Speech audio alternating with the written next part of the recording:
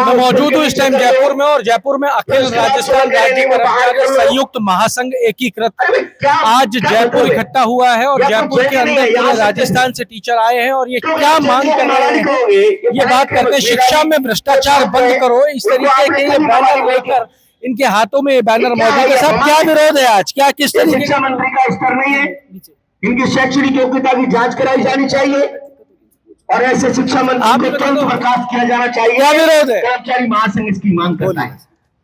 बताओ क्या विरोध? और ये शिक्षक समाज की तरफ से जो माननीय मंत्री दिलावर जी, शिक्षा मंत्री जी, शिक्षकों का अपमान करते हैं। जब स्कूल में इंस्पेक्शन के नाम पे जाते हैं, महिला जो अध्यापिका है उनके ड्रेस कोड के पर गलत प्रतिक्रिया देते हैं, उनके मोबाइल छीन लिए जाते हैं, अपने स्टाफ के मोबाइल को चेक करिए, तो एक शिक्षक समाज का अपमान है। और दूसरा, जब ट्रांसफर जो हुए हैं इसके अंदर शिक्षक समाज शुरू से मांगता, तृतीय श्रेणी हमारे जो साथी हैं जो पिछले 18-20 साल से जो बाहर दूसरे जिलों में सेवारत है उनका स्थानांतरण किया जाए, उसके ऊपर सरकार कोई ध्यान नहीं दे रही है। और जो स्थानांतरण उसके अंदर भी कुछ दिव्यांग है, पति पत्नी का ध्यान है, जो कि माननीय कार्मिक विभाग ने जो दिशा निर्देश दिए थे उनकी बिल्कुल पालना नहीं करी गई है।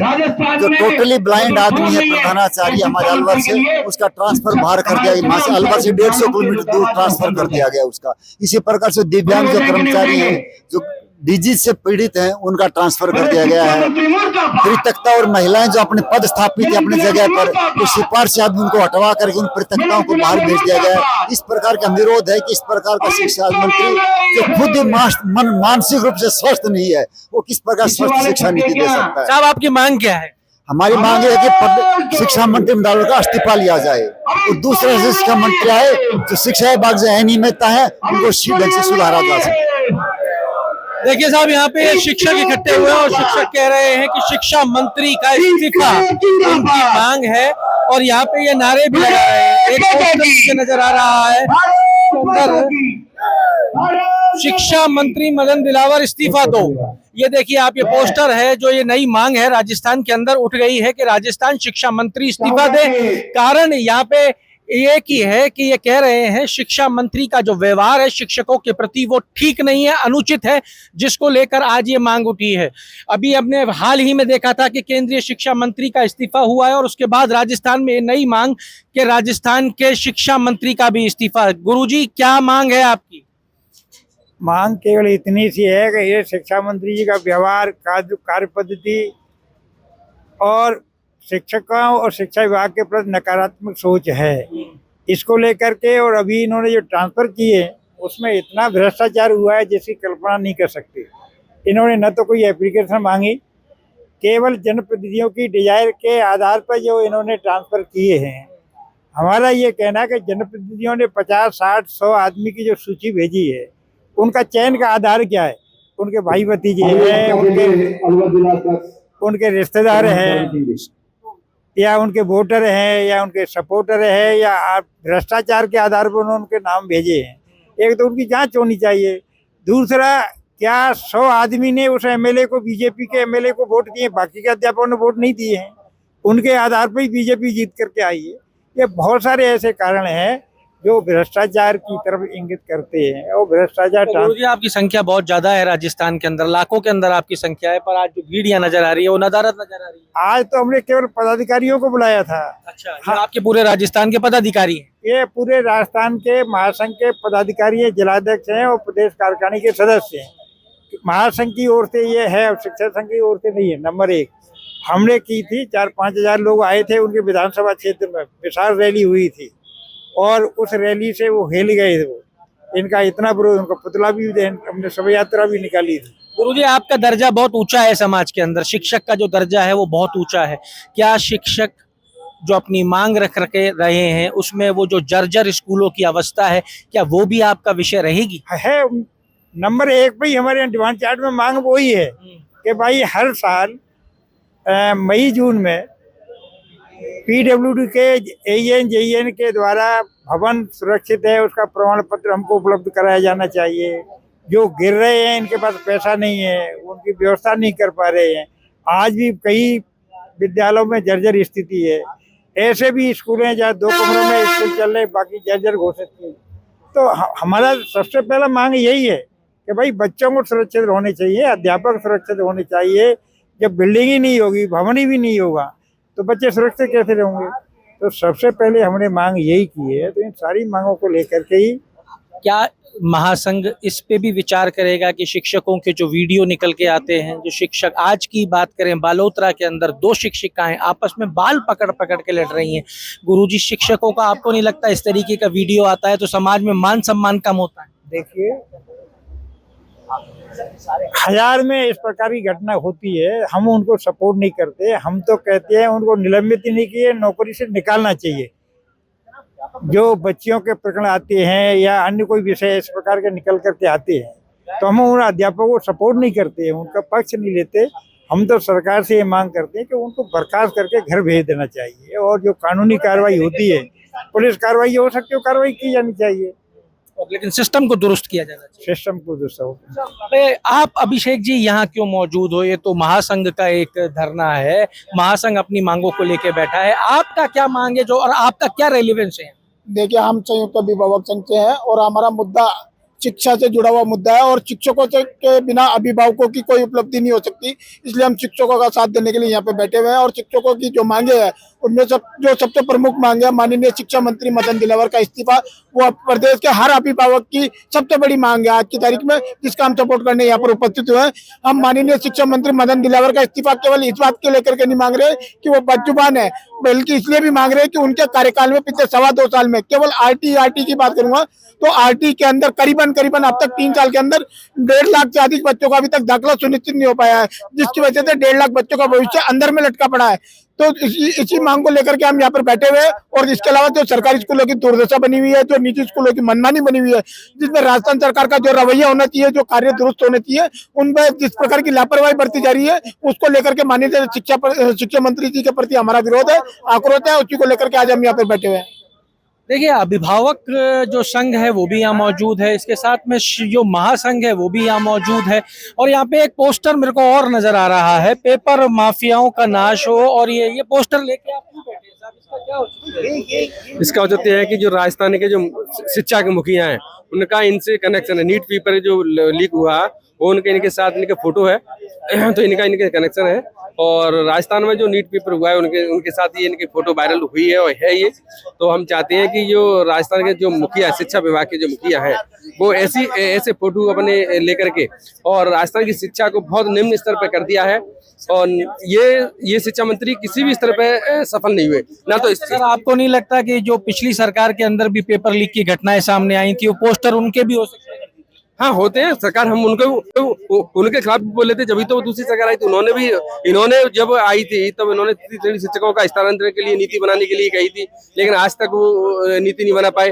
और जो अभी जो स्थानांतरण हुए उनमें व्यापक रूप से भ्रष्टाचार हुआ है और कोई भी नीति लागू नहीं हुई है उसमें। तो हम इस के कारण हम शिक्षा मंत्री का इस्तीफा चाहते हैं। नीट में आप क्या दोषी मानते हो शिक्षा मंत्री? कहीं कहीं दोषी तो है, जब इनके साथ फोटो है तो कहीं ना कहीं दोषी तो माने जाएंगे।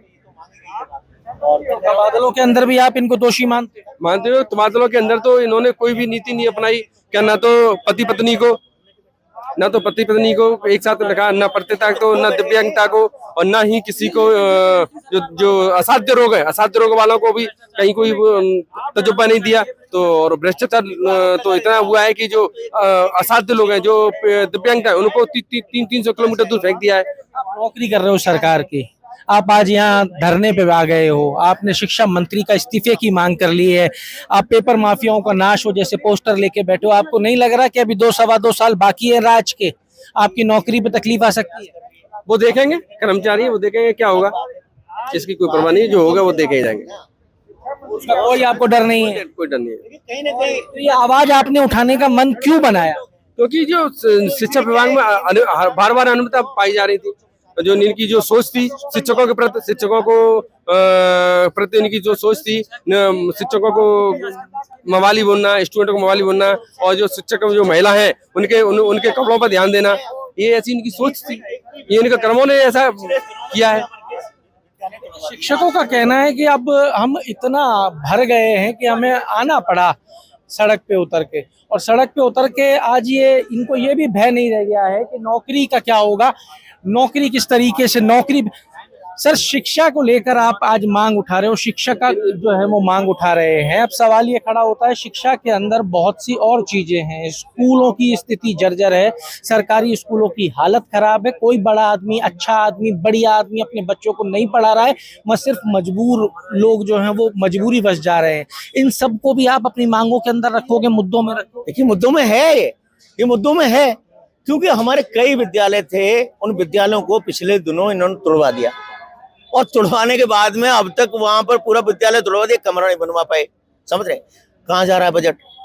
दूसरी बात, इस ओर इनका ध्यान ही नहीं है। इनका ध्यान तो खुद की कुर्सी बचाओ, स्थानांतरणों में भ्रष्टाचार कर लो और पैसा बना लो, और मतलब ये जो पूरा का पूरा सिस्टम है। और फिर कोई कहे तो शिक्षकों को इसके लिए जिम्मेदार ठहरा दो, शिक्षकों को नकारा, निकम्मा बोल दो, ठीक है। और विद्यार्थियों को और मेधावी छात्रों को आप जो है ना, फिर कभी कोई विषय से भटकाना हो तो उनको मवाली बोल दो, शिक्षकों को बाहर निकाल दो और छात्रों को भड़का दो। तो इस तरह की बयानबाजी, इनका शैक्षणिक स्तर की जांच की जानी चाहिए। ये शिक्षा मंत्री के योग्य थे नहीं, और इनको कैसे बनाया, किसने बनाया, राजस्थान के मंत्रिमंडल ने बनाया या केंद्र ने बनाया, इसकी पुनर्समीक्षा होनी चाहिए, बर्खास्तगी होनी चाहिए। इनके हटने से क्या राजस्थान का शिक्षा व्यवस्था सुधर सकती है? बहुत पहले भी हुआ, ऐसा नहीं है। राजस्थान के अंदर शिक्षा व्यवस्था थी कहाँ? राजस्थान के अंदर गांव-गांव, ठाणी-ठाणी 12,500 से ज्यादा जो हमारे जो राजीव गांधी विद्यालय उस समय खुले, गांव-गांव, ठाणी-ठाणी लोग गए। अब तमाम गांव-गांव, ठाणी-ठाणी हमारे शिक्षक हैं, हर तरह के प्रबोधक हैं, अन्य लोग हैं। तो ऐसा नहीं, बहुत सारा काम हुआ है, मगर मदन दिलावर जी के आने के बाद में कोई एक काम तो बता दो। अंग्रेजी स्कूल जो इस प्रकार से बंद किए गए, कहा गया कि वहाँ पे बच्चे नहीं है, एनरोलमेंट नहीं है, मर्ज किए गए, उसको किस तरीके से देखा? अब ये सिस्टम, अब देख, कौन से सुधार की कौन सी बात हुई? कोई एक कंसेप्ट आया कि हम विद्यालयों के अंदर अंग्रेजी के शुरू करने जा रहे हैं क्लास, वो कंसेप्ट बंद कर दिया आपने। हमने कहा, आपने कहा कि हम वहाँ कंप्यूटराइजेशन करने जा रहे हैं। कितने कंप्यूटर लाए आप मुझे बताइए ना। डिजिटलाइजेशन कर दिया आपने, कह दिया कि आप अपने मोबाइल से स्टूडेंटों की और बच्चों की सबकी फोटो खींच के भेजो, और आप कहाँ भेजो?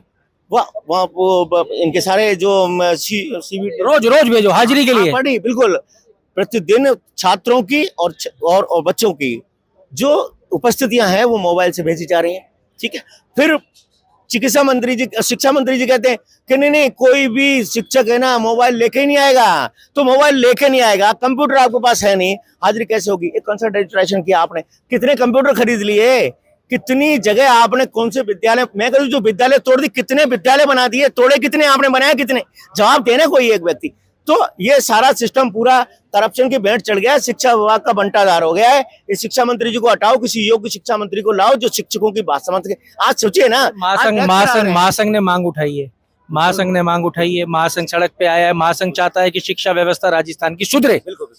तो क्या साहब, महासंघ शिक्षकों में जो कमियां हैं जो निकल के आ जाती हैं कभी कभी वीडियो के माध्यम से, क्या उनको भी सुधारने की बात रखेगा? देखिए, शिक्षकों नाली तो 2 हाथ से बजेगी साहब। नहीं, देखिए मेरी बात सुनिए। इतना बड़ा समाज है, 5 लाख से ज्यादा शिक्षक समाज, उसके अंदर 1-2 लोग किसी भी कारण से हो सकते हैं, कुछ ऐसे हों, तो उससे कभी कर्मचारी जगत ने उसकी पैरवी नहीं करी। शिक्षक वर्ग तो पूरे समाज को एक दिशा देता है। वो कैसे विकसित राज्य हो, कैसे विकसित देश हो, इसकी शिक्षा दीक्षा करके बच्चों को, नौनिहालों को तैयार करता है। तो ऐसा नहीं है, अगर उनमें से कोई 1-2 व्यक्ति ऐसे हैं, विकल्प सब जगह होंगे। अब राजनेताओं के अंदर तो 90% लोग ऐसे हैं, तो फिर इनको क्यों कोई मंत्री बना देता है, कुछ बना देता है? शिक्षक 1-2 ने कुछ कर दिया तो पूरे शिक्षक समान को नहीं, आप उनके साथ नहीं हो ना, किसी के साथ सुधारा जाए, किसी के साथ भी नहीं है। ऐसे कोई व्यक्ति है, आप जेलों में डालो ना उनको। और मैं कहता हूं तो जेलों में ऐसे लोगों को भी जाना चाहिए जिनके फोटो लेके बैठे। तो ये अगल बगल वाले जेल में है, तो ये बीच वाले श्रीमान मंत्री सदन में क्यों बैठे हैं? ये क्यों जेल में नहीं है? इसको कौन देखेगा? साहब, एक आखिरी सवाल, जो छात्रों की जीत हुई है उसको लेके क्या शिक्षकों में भी जोश आया है? देखिए, लोकतंत्र की बात है, लोकतंत्र जिंदा हुआ है। आज तक तो ये होता रहता था कि मांग कोई भी कर ले, मगर कभी सत्तासीन जो लोग हैं अपने किसी भी साथी के बचाव में, क्योंकि पूरा सिस्टम जुड़ जाता है, तो उस सिस्टम के बचाव में रहते थे। हमने इसलिए तो कहा कि प्रधानमंत्री जी का धन्यवाद देते हैं कि उन्होंने युवाओं की आवाज सुनी, वास्तविकता समझी और उन्होंने संवेदनशीलता दिखाई। प्रधान जी का लिया इस्तीफा, भजनलाल जी को ये संवेदनशीलता दिखानी चाहिए। मवाली कह रहे हैं आपके शिक्षा मंत्री जी, मवाली कह रहे हैं, छात्रों को भड़का रहे हैं, कल वो सड़क पे आएंगे, शिक्षकों को अपमानित कर रहे हैं, इन शिक्षकों को नकारा निकम्मा कह रहे हैं, जिनकी क्लासों में पढ़ करके राजस्थान के शिक्षा मंत्री जी और माननीय भजनलाल मुख्यमंत्री जी आप यहाँ तक पहुंचे हो। इन गुरु का अपमान हो रहा है। राम का झंडा लेकर, फतवा लेकर के पूरे हिंदुस्तान में जो आपने सत्ताएं हासिल करी है ना, ये आपके तमाम बदनाम हो रही है पूरी सरकार, पूरी यहाँ राजस्थान से दिल्ली तक की, क्योंकि ये गुरु और गाय का अपमान कर रहे हैं। अरे राम के नाम पर पूरे देश के अंदर सत्ताओं पर काबिज होने वाली पार्टी के अगर मंत्री गुरुओं का अपमान करेंगे, गाय का अपमान करेंगे, तो आप सोचिए ना आपकी कितनी बड़ी क्या आपकी थू-थू हो रही है। तुरंत हटाओ इनको। लीजिए साहब, ये आप सुन रहे थे शिक्षा महासंघ के पदाधिकारियों को, जिन्होंने स्पष्ट कर दिया है कि युवाओं ने जिस तरीके से जीत हासिल की है, वैसे ही अब शिक्षकों में भी जोश है, जीत हासिल की जाएगी। हर मुद्दे को रखा गया है। पहली प्राथमिकता है जर्जर भवन, दूसरी प्राथमिकता है शिक्षा व्यवस्था का सुधार। शिक्षकों की मांग बड़ी स्पष्ट है कि सिर्फ और सिर्फ अब इस्तीफा चाहिए शिक्षा मंत्री का। हाँ जी, आप भी जोड़ दो अभिभावक संघ की तरफ से। देखिए, ये जो शिक्षकों ने जो आज जो आंदोलन किया है और सरकारी स्कूल के अंदर जो व्यवस्थाएं कर रखी है, उससे अभिभावक जो है बहुत परेशान है। आज प्राइवेट स्कूलों के अंदर जिस तरीके से मनमानी हो रही है, शिक्षा में सुधार का कार्यक्रम सरकारी स्कूलों से सरकार को चालू करना चाहिए। अगर वहाँ पे एडमिशन्स होंगे, बच्चों को सही सुविधाएं मिलेंगी, बच्चों को सही शिक्षा मिलेगी और सही वातावरण मिलेगा, तो ये प्राइवेट स्कूलों की मनमानी कम होगी। शिक्षा का सुधार सबसे पहले सरकार को अपने कंट्रोल में जो स्कूल है उनके ऊपर करना चाहिए। इन शिक्षकों का सम्मान करना चाहिए। वहाँ पे वो वातावरण बनाना चाहिए जो कि शिक्षा के लिए उपयोगी हो। वहाँ पे अगर होगा तो ये सारी व्यवस्थाएं जो सरकार की चरमरा रही है, कहीं ना कहीं उसके ऊपर जो है ब्रेक लग जाएगा। देखिए, लंबे समय से कहा जा रहा है कि जो सरकारी स्कूल हैं उनकी व्यवस्थाओं को ठीक करना चाहिए। शिक्षा व्यापार नहीं होना चाहिए। और ये जो गुरुओं ने आज यहाँ जो बात उठाई है, ये बात इनकी सही है कि आज जो भी जिस जगह पहुंचा है वो इन गुरुओं के माध्यम से पहुंचा है, क्योंकि ये पहली वो सीढ़ी थे आपके जीवन की जहां पे आदमी ने शिक्षा प्राप्त करके आगे का सफर अपना जीवन का तय किया। अब इन गुरुओं की मांग मुख्यमंत्री तक पहुंचती है, मुख्यमंत्री उस पर क्या संज्ञान लेते हैं, कितना समय। अब ये क्या है, ये गुरु भी अब छात्रों की तरह किसी गेट को पकड़ेंगे और वहां बैठ जाएंगे? क्या ये भी अब आक्रामकता दिखाएंगे? ये सब भविष्य के गर्भ में है, लेकिन जो भी होगा वो आप तक पहुंचाएंगे। जुड़े रहिए हमारे साथ। अमर उजाला के लिए जयपुर से मैं आशीष। आपके राज्य की खबरें, आपके शहर की खबरें सबसे पहले जानने के लिए देखते रहें अमर उजाला। चैनल को सब्सक्राइब जरूर कर लें और पाएं हर अपडेट।